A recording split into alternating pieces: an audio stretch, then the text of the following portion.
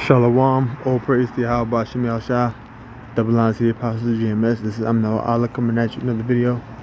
In this video, I'm going to focus on the book of 1 Peter chapter 3, verse 13. But I'm going to start from verse 12. So let's get right to it. 1 Peter chapter 3, verse 12.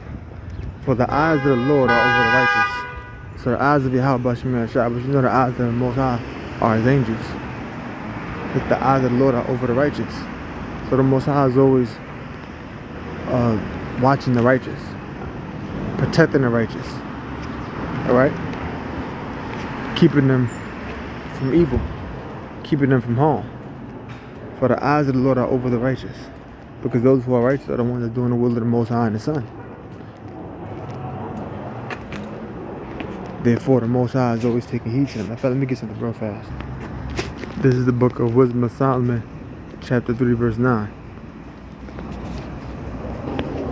It says, they that put their trust in him shall understand the truth. That's the righteous. So you put the trust in the Most High.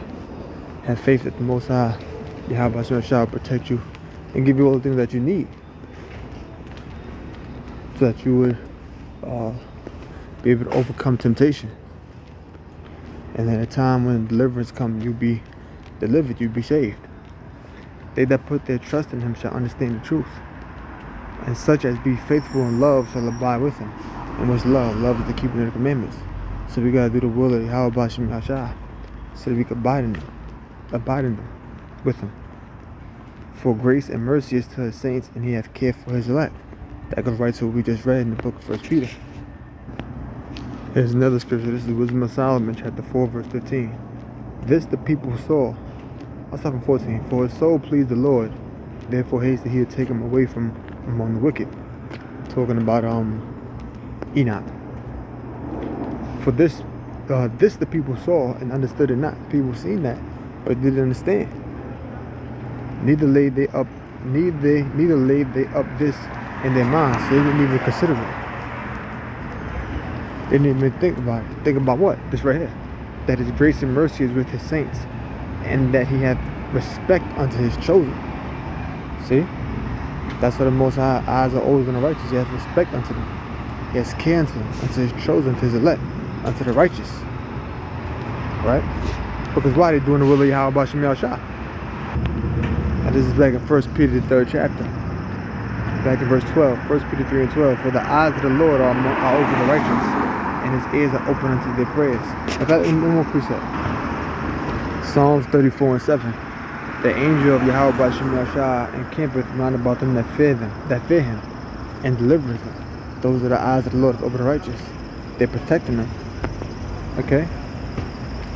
So it's the angel of Yahweh Shem Shah encampeth round about them that fear him. What's fear? Fear is the beginning of the fear of the Lord is the beginning of knowledge. That's in the book of what's that, Proverbs 1 and 7? And delivereth them. So these are just old examples of how the Most High eyes is over the righteous. So let's go back to 1 Peter.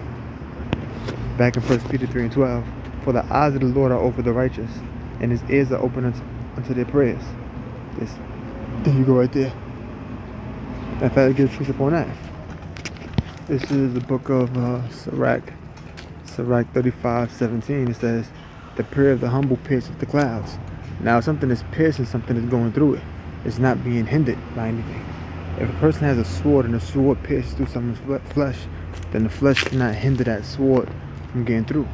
So when it's saying the prayers of the humble pierces the clouds, it means nothing hinders or blocks the prayers of the humble, because they're the righteous. They pray into the Lord in truth and in sincerity of heart, believing that what it is they ask for, they will receive. So the prayer of the humble pierces the clouds. Until it come not, he will not be comforted, and will not depart. So the Most High shall judge. The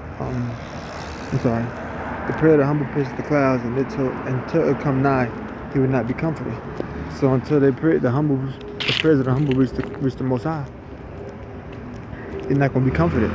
In other words, they will not rest until they feel that what it is that they pray for, the Most High has done, and will not depart till the Most High shall behold to judge righteously. So they're not going to cease. They're not going to stop from praying until they believe that the Most High has executed the judgment that they've asked for. And so till the Most High shall behold to judge righteously and execute judgment. That scripture is going back. Don't you look at the scripture when it says pray without ceasing? See, that's what that goes back to. That's 1 Thessalonians 5:17. So continuing on. So it says, for the eyes of the Lord are over the righteous, and his ears are open unto their prayers, but the face of the Lord is against them that do evil. So if the Most High is against those who do evil, then he's with those that do righteously. Right? And who is he that will harm you if ye be followers of that which is good? So if you follow that which is good, who's going to harm you? And that's a rhetorical question. Now, what is a rhetorical question? Rhetorical question. This is dictionary, Oxford Languages. A question asked in order to create a dramatic effect or to make a point rather than to get an answer. So it's meant to make a point rather than to give an answer. In other words,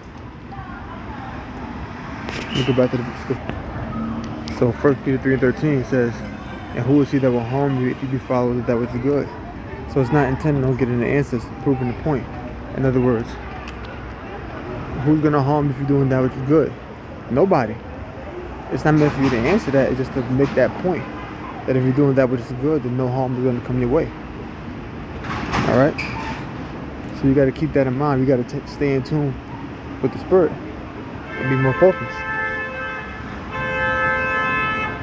Alright? Me even more so, because I'm the one that's saying this. You know what I mean? So I gotta speak for me first. And you know we got things in the world that we like to do. But we always gotta take these scriptures into account. You know what I mean? So I get a precept on that. In fact, let me read this. Now this is the purpose of a rhetorical question, right? So it says the purpose of a rhetorical question is to make a point, create an emotional response, emphasize a statement, prompt the audience to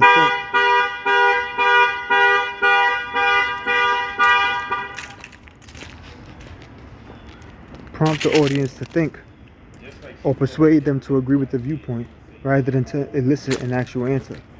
Rhetorical questions achieve these goals by drawing attention to something important, fostering engagement. And what's that scripture drawing attention to that's important? Who's going to harm them that which do good? Forcing engagement or guiding a discussion. That's what it's doing. Forcing engagement, like for example doing this lesson. Or guiding a discussion by posing an obvious or thought-provoking question for the audience to consider. And this is obvious. No one, if you're doing that which is good. So it's pretty how about you make sure and stay in the Spirit. Okay? There's more I could went into this. And brother can pause it here and look it up. Read this if y'all want.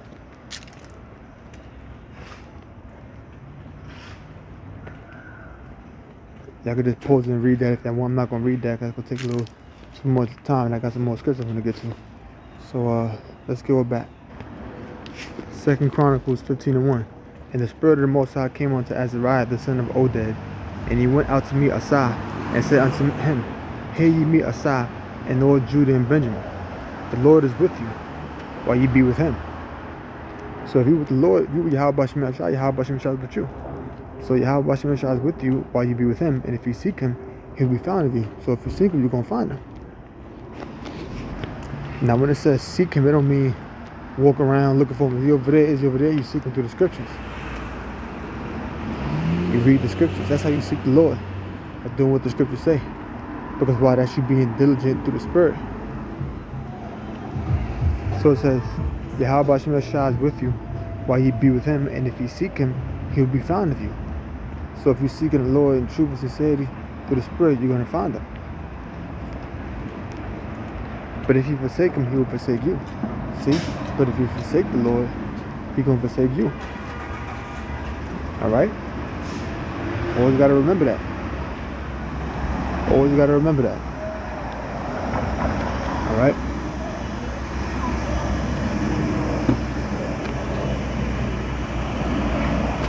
So, if we the righteous, and Lord has killed us, his eyes are watching us because we're seeking him, and he's found of us.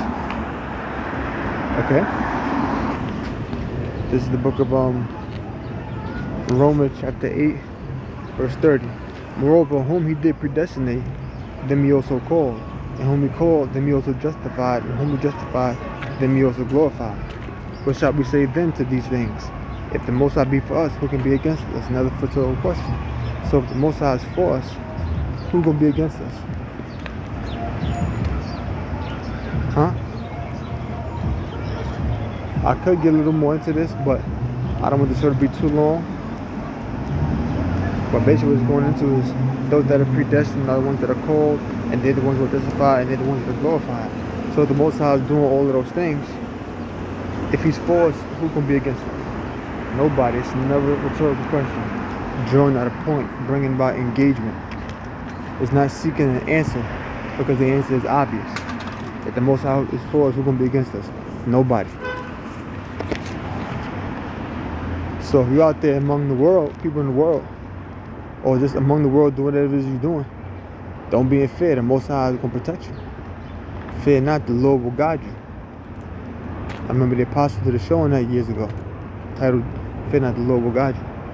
Philippians 1:28. And nothing terrified by your adversaries, which is to them an evident token of perdition. So our adversaries, that's an evident token of perdition, or that's evidence of destruction. Because if you're against us, you ain't against us, you're against the Most High. Okay? But to you of salvation, that's the Most High. But that's a sign of salvation unto us. Why? Because that's part of how we got to catch in this thing. That the Yahweh Shai saved the world, hated you, and hated me first. Okay, you oppose us. You're not opposing us, you're opposing the Most High. To that in Thessalonians. You're not resisting us, you're resisting the Most High. For unto you was given in the behalf of Yahweh Shai, not only to believe on him, but to also suffer for his sake. See, that's a part of it. So we got to suffer for his sake. So our adversary, we're not supposed to be terrified of them. That's an evident token, that's an evident sign, a manifested sign of perdition or of their destruction. But to you of salvation, look at the word evident token, see if that has some greater significance.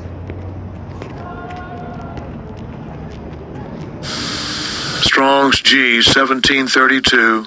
Indexes. Indexes. Demonstration, proof, manifestation made by act, sign, evidence. Here you go. Ain't no perdition, it's destruction. We don't have to get that. Having the same conflict which you saw in me, and now here to be in me. So the same conflict the Apostle Paul went through, they're the same conflict that we got to go through. The ones that he was writing these letters to.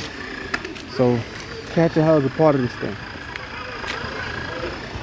But we always got to stay in the spirit. Stay in the spirit, the Most High increase your faith. So when you're out and about in the world, you know, the Most High will always be with you. So you don't have anything to fear, but you got to stay in the spirit. You know?